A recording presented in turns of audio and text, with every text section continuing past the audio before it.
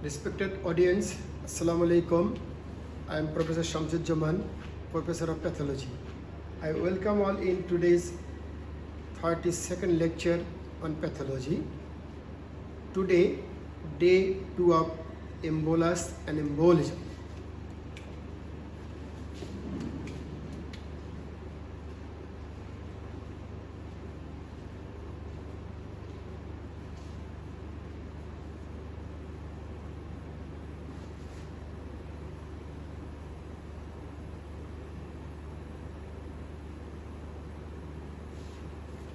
Today's topic is gaseous embolism and paradoxical embolism.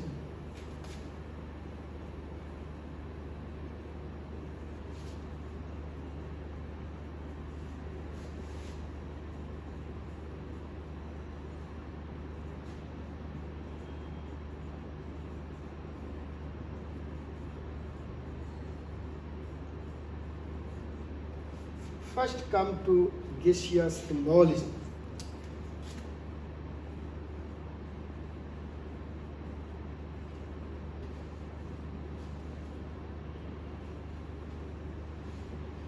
Dear audience, in day 1 lecture on embolus and embolism, I have told you what is embolus and what is embolism. I have told you solid, liquid or gaseous mass transported by blood from its point of origin or from its point of entry to a distant place and is impacted.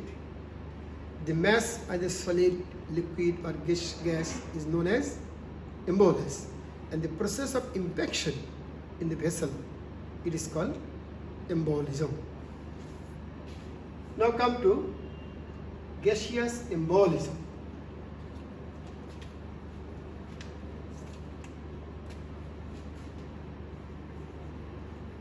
Gas bubbles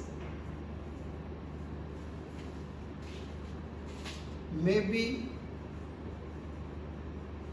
transported by blood as an embolus.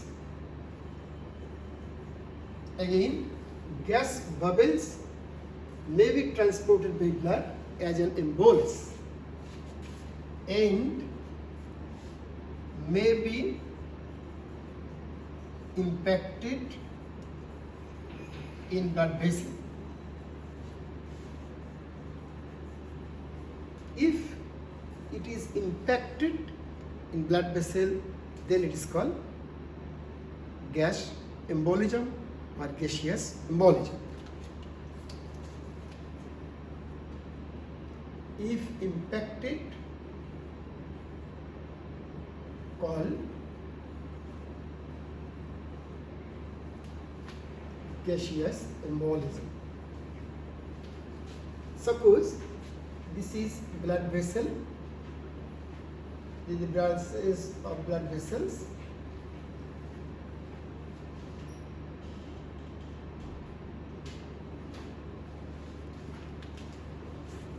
And suppose this is the gas bubbles. This gas bubble, if it is transported by blood like this, then it is called embolus. That is, it is gas embolus. If this embolus is impacted in a small vessel, then this impacted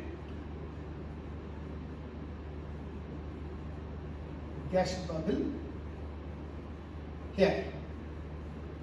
Here the gas bubble is impacted, and such type of impaction of the gas embolus is called gas embolism.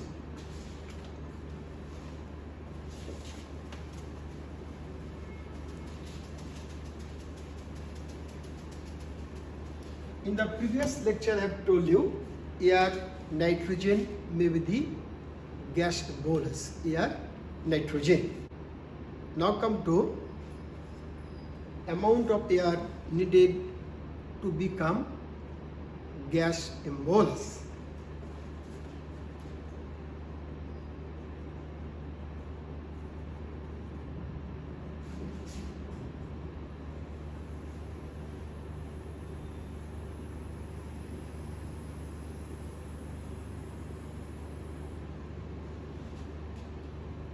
amount of air needed for gas or air embolism more than 100 cc of air is needed for air or gas embolism. Dear audience, now come to how air can enter in our circulation. What are the situations where air can enter in our circulations?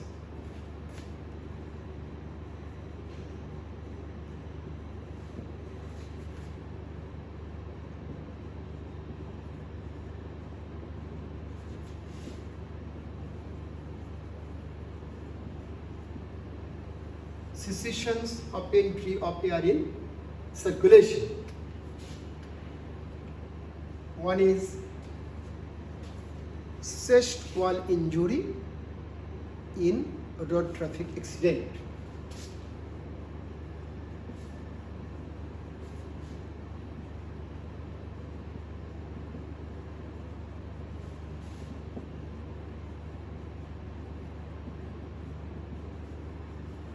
So, if there is chest wall injury in road traffic accident, there is chance of entry of air in the veins. And during obstetric procedure,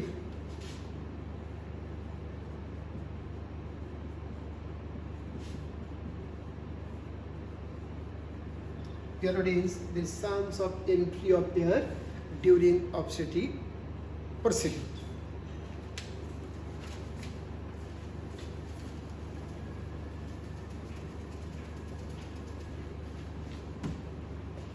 Now come to decompression sickness.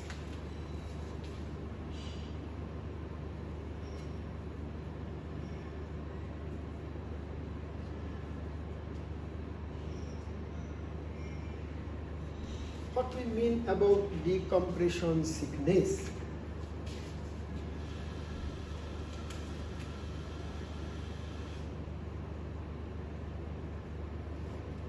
Sickness following a particular type of embolism caused by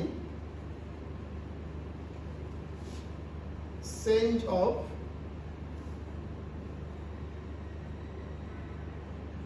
atmospheric pressure is known as decompression sickness.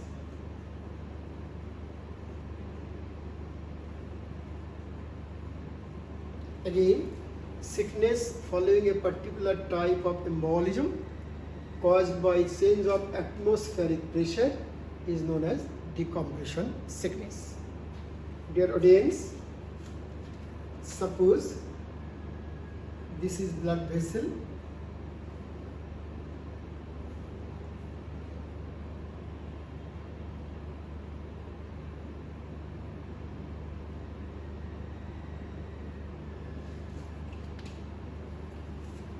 Suppose there is gas bubble.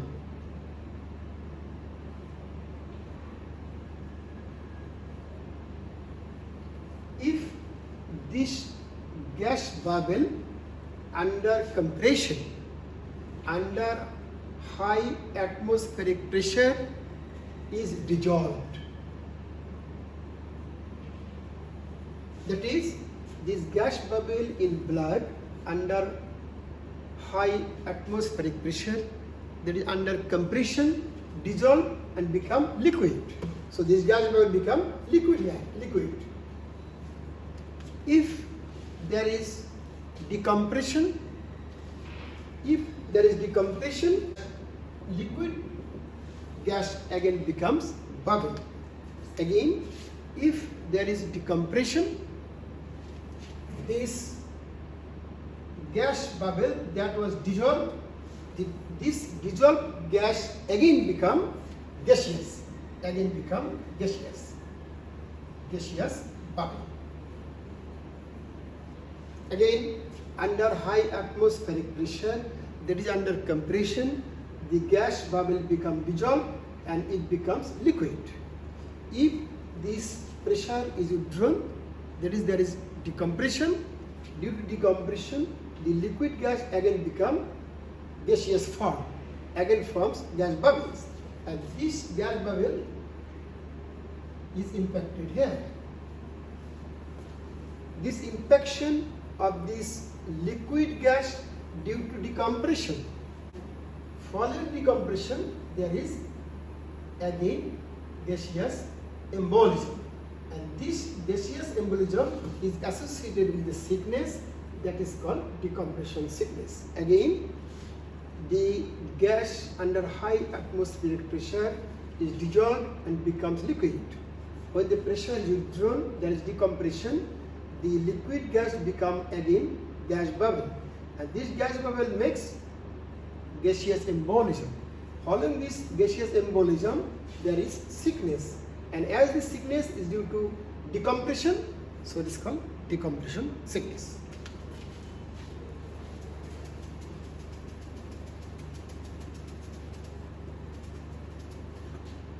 Now come to who are affected in decompression sickness. That is, individuals who are affected by decompression sickness.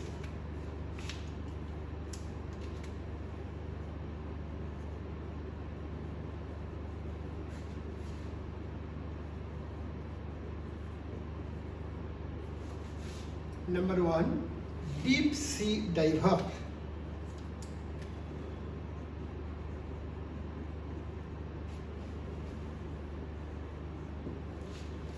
Number two, underwater construction worker.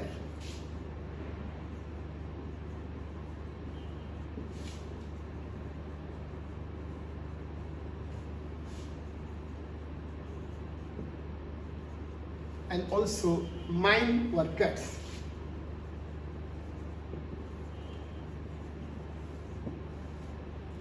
Now come to pathogenesis of decompression sickness.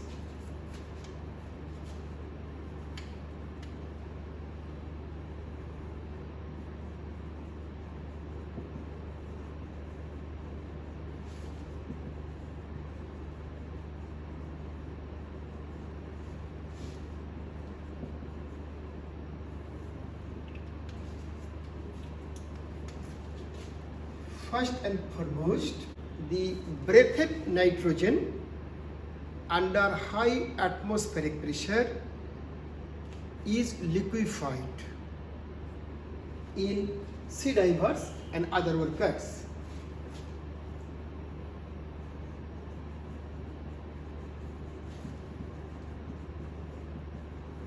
Breathed nitrogen is liquefied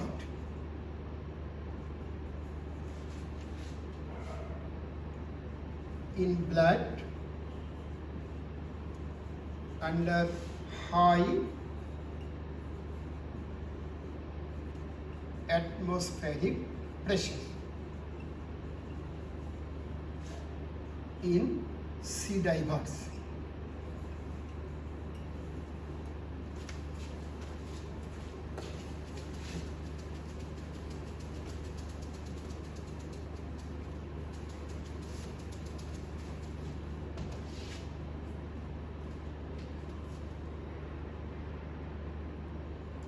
When the sea divers ascends quickly at the sea level,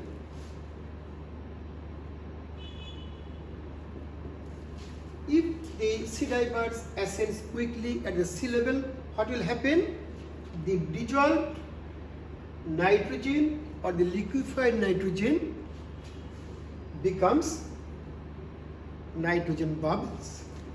When the sea divers ascends quickly at the sea level, what happens there? There is decompression. And due to decompression, the liquid nitrogen becomes again nitrogen bubbles.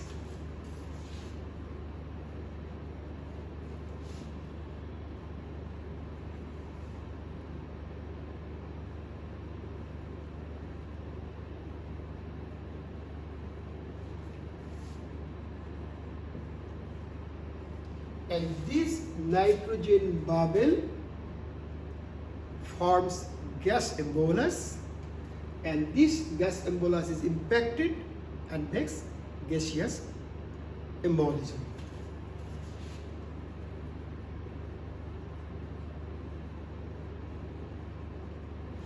And due to this gaseous embolism,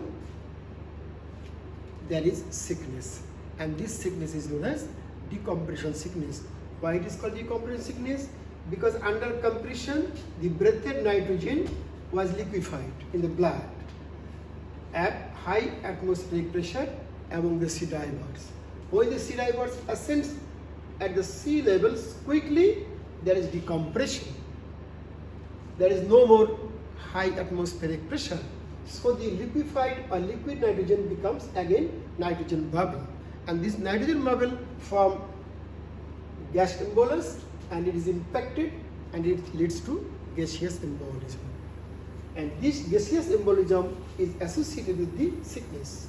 And this sickness is due to decompression. So it is called decompression sickness. Now come to types of decompression sickness.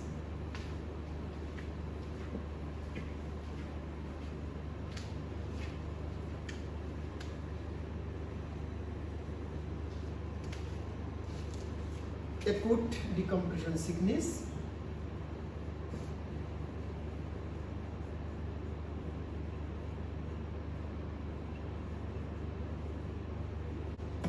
and the acute form of decompression sickness, also called bend. Another is chronic decompression sickness. And the chronic decompression sickness is also called Caisson disease.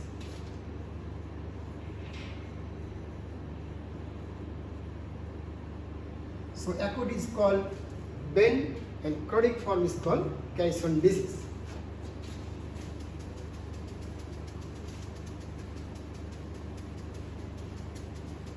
Now come to bend or acute decompression sickness.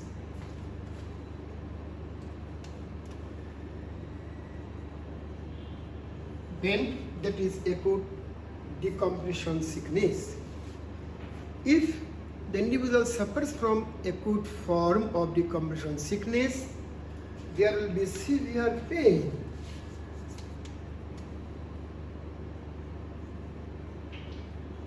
Severe pain, and there will be bending or arching of individual.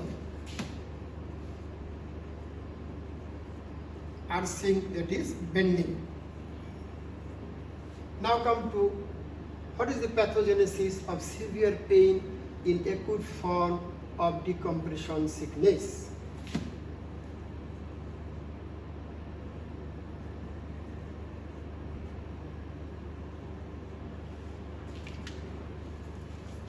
Dear audience, we know the mass that is transported by blood is called embolus.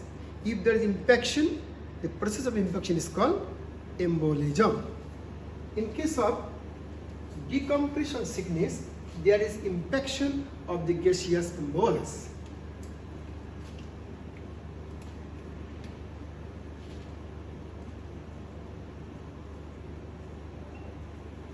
Infection of gaseous embolus made by nitrogen, occlusion of blood vessels, in muscle, in tissue, and around the joints. Again, infection of gaseous embolus, occlusion of blood vessels, where in different muscles, in different tissues, and around the joints. So there is ischemia, and due to ischemia, there is severe pain.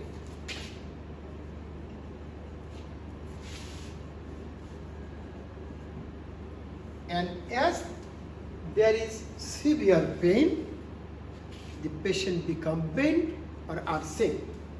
Now come to arsing or bending.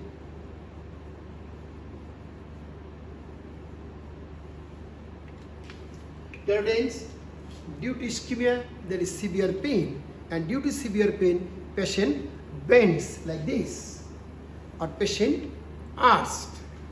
Due to severe pain,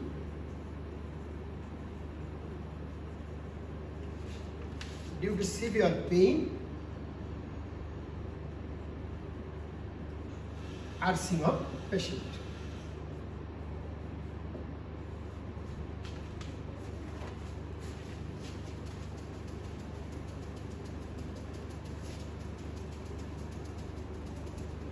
Dear audience, now come to why acute form of decompression sickness is called bend.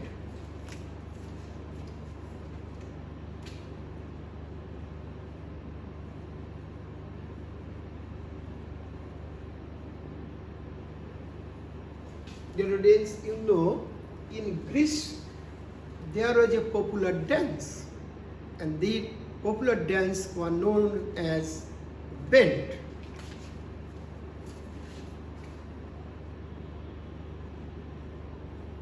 In Greece, a popular dance.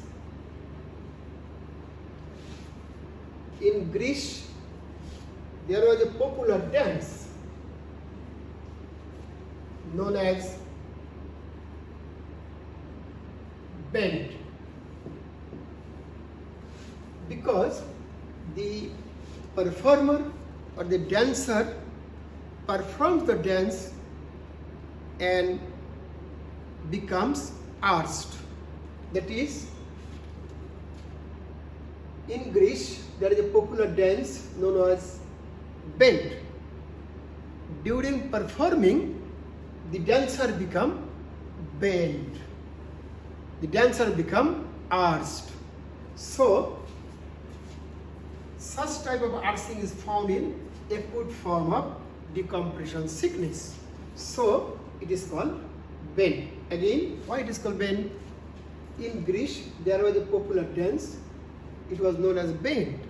During performing, the dancer is arsed. And such type of arsing is found due to severe pain in acute form of decompression sickness. So it is called bend. Now come to chronic form of decompression sickness, that is Caisson disease.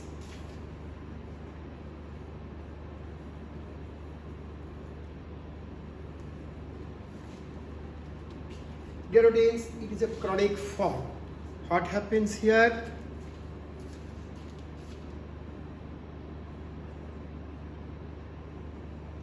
Gaseous embolism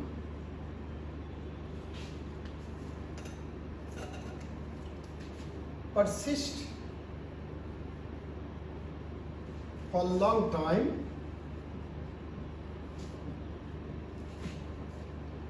in vessel, in skeletal system,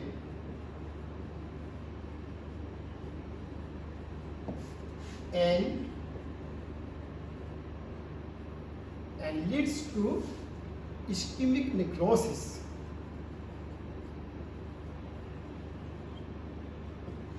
Gaseous embolism persists for a long time in vessel, in skeletal system, and leads to ischemic necrosis, especially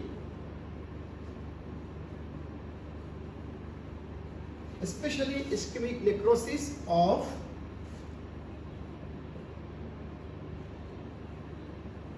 head of humerus, head of humerus.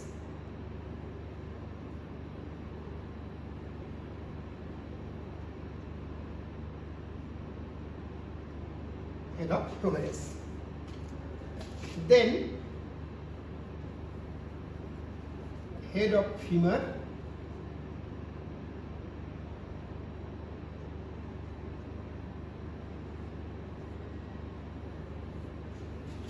then head of tibia,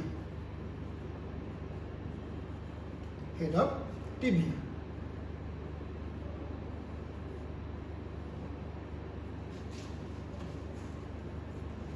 Gaseous embolism persists for long time in vessel, in a skeletal system, and it leads to ischemic necrosis, especially ischemic necrosis in the head of humerus, head of femur, head of tibia. And there is pain for long time. Due to ischemic necrosis, pain for long time. And this is chronic form of decompression sickness, that is Caisson disease. Why it is called Caisson?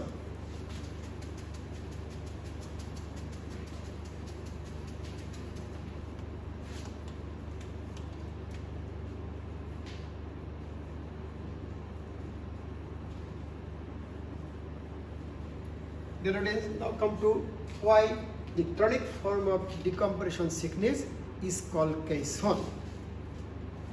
Nowadays, you know, in New York,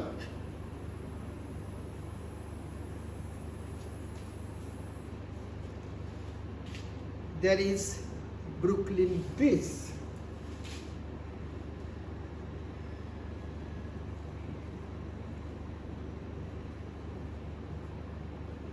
During the construction of base of Brooklyn Bridge, during the construction of base of Brooklyn Bridge, the workers used a pressurized vessel. During its construction,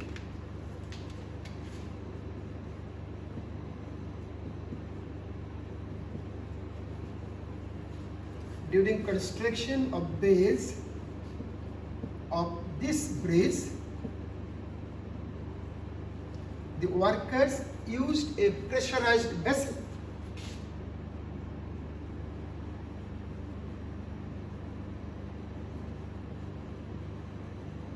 The name of pressurized vessel was caisson. Again, the workers used a pressurized vessel to construct the base of Brooklyn Bridge in New York. The name of that pressurized vessel was caisson. When the workers come off in sea level, all of the workers suffers from both bend, that is acute form of decompression sickness, and also they suffer from chronic form of decompression sickness. As in acute form there was bending, it was called bend. As the chronic form was due to use of this caisson vessel, so the chronic form of decompression sickness is known as Caisson disease.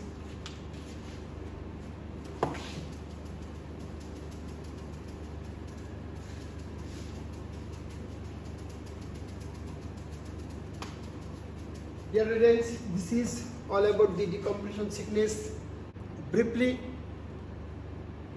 before going to discuss about paradoxical embolism, we have to know briefly what is the management of decompression sickness.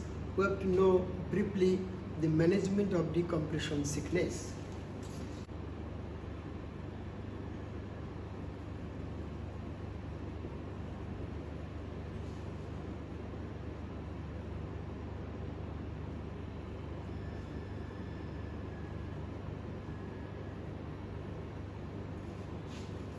again we can recapitulate.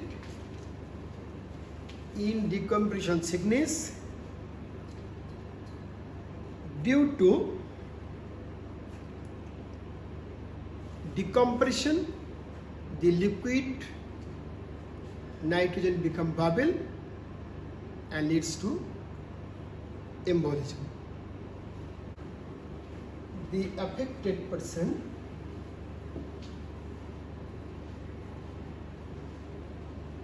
is placed in a compression chamber. In a compression chamber, so that the liquid nitrogen is not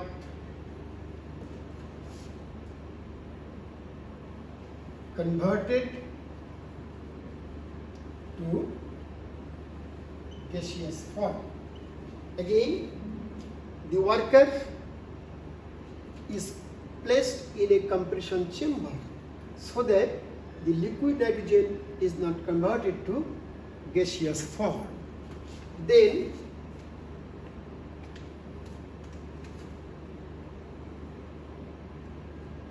slow release of pressure is allowed. Then slow release of pressure is allowed so that nitrogen bubbles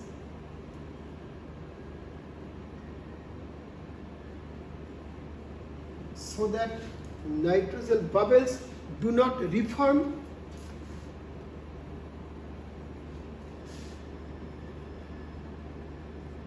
to make embolus.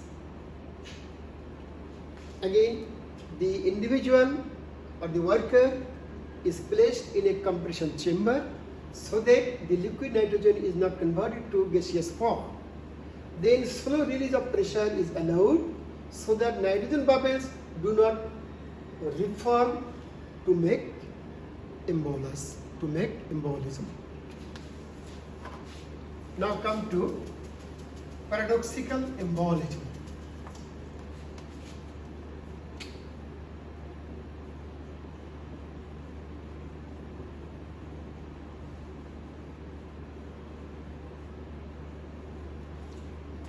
Dear audience, we know from the first lecture on embolus and embolism, there is venous embolism and arterial embolism. Venous embolus originated in the venous side and is impacting the lung.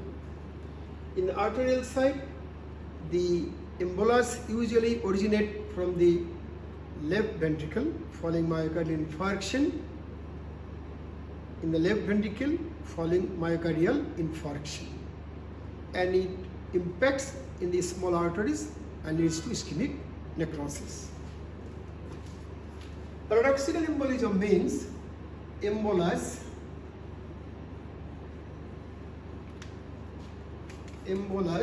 originating at venous side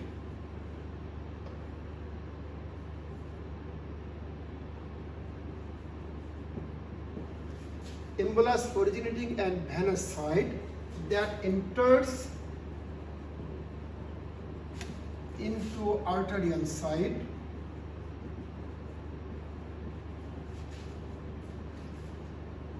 is called paradoxical embolus.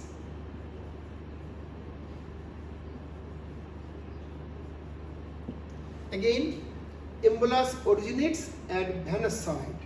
If it enters in the arterial side, then it is called paradoxical embolus. The impaction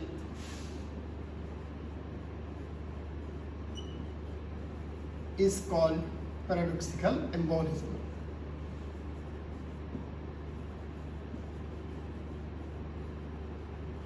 and the infection is called paradoxical embolism. Dear audience, suppose this is heart.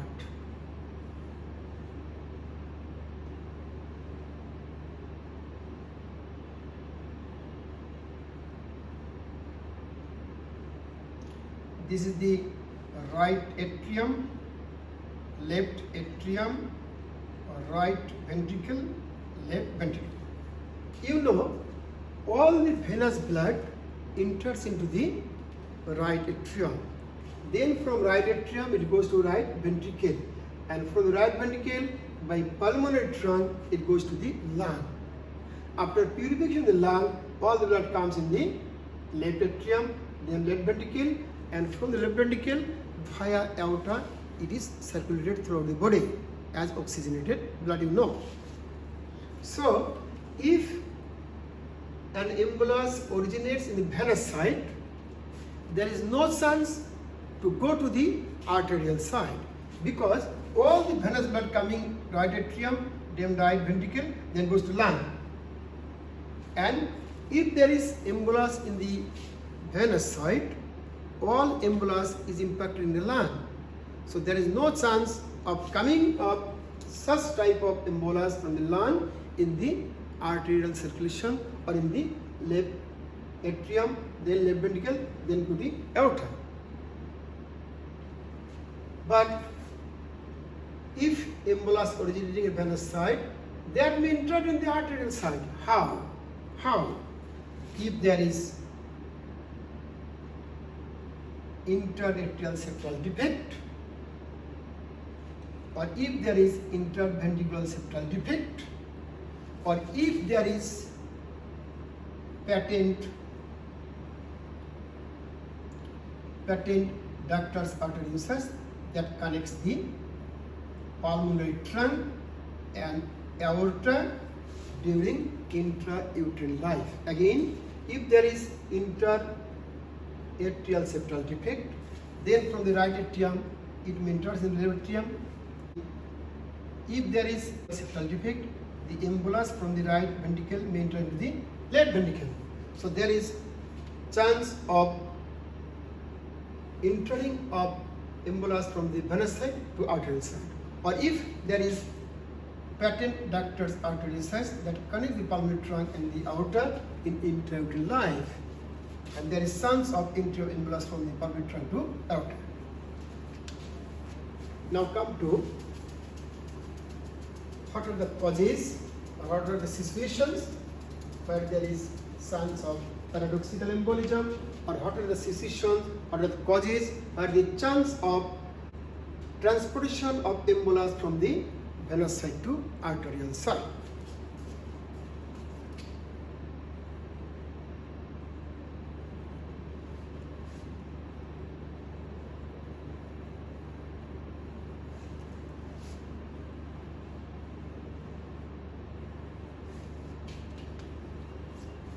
One is interatrial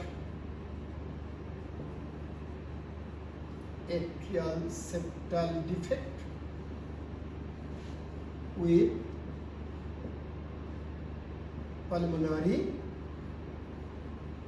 hypertension.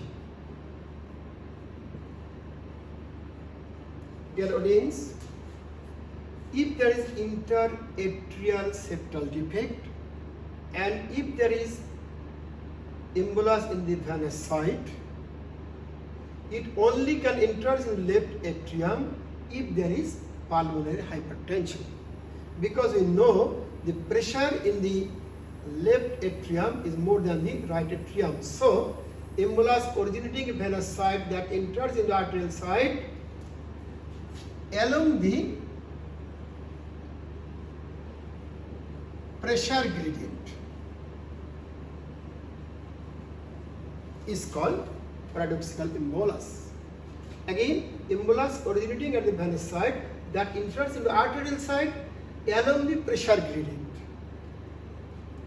If there is septal defect and if there is the embolus, it cannot enter the left atrium, because in the left atrium the pressure is more than the right atrium. But if interatrial septal defect and along with there is pulmonary hypertension. In this case, the embolus from the right atrium can enter into the left atrium only when there is pulmonary hypertension. Then interventricular septal defect with pulmonary hypertension. Dear audience, I have told you embolus originating at the venous side that enters in the arterial side along the pressure gradient. So, if this is the septal defect interventricular, and if this is the embolus in the right ventricle, it can go in the left ventricle if interventricular septal defect is associated with pulmonary hypertension, because you know the pressure in the left ventricle is more than the right ventricle. If there is no pulmonary hypertension, there is no entry of embolus from the right ventricle to left ventricle. So interventricular septal defect with pulmonary hypertension is associated with this paradoxical embolism. Another one is patent ductus arteriosus. You know, after birth there is no patent ductus arteriosus that connects in intrauterine life pulmonary trunk and the aorta. If it persists, it is called patent ductus arteriosus. If it persists after birth, and if there is embolus in the venous side, it can enter into the aorta, provided there is pulmonary hypertension with pulmonary hypertension. So these are the situations, or these are the causes of paradoxical embolism. Dear audience, now come to what is the effect of paradoxical embolism. Dear audience, now come to effects of paradoxical embolism.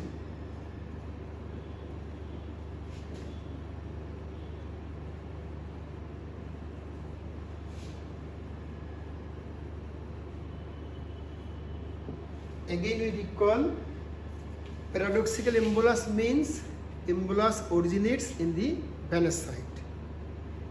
It can enter into the arterial side along the pressure gradient. If from the venous side it enters in the arterial side, if this is the artery, this is the branch of artery. If this embolus originating in the venous side comes in the arterial side, it is transported by blood and it occludes the small artery, and distal to this occlusion there will be ischemic necrosis. So effect of paradoxical embolism is ischemic necrosis.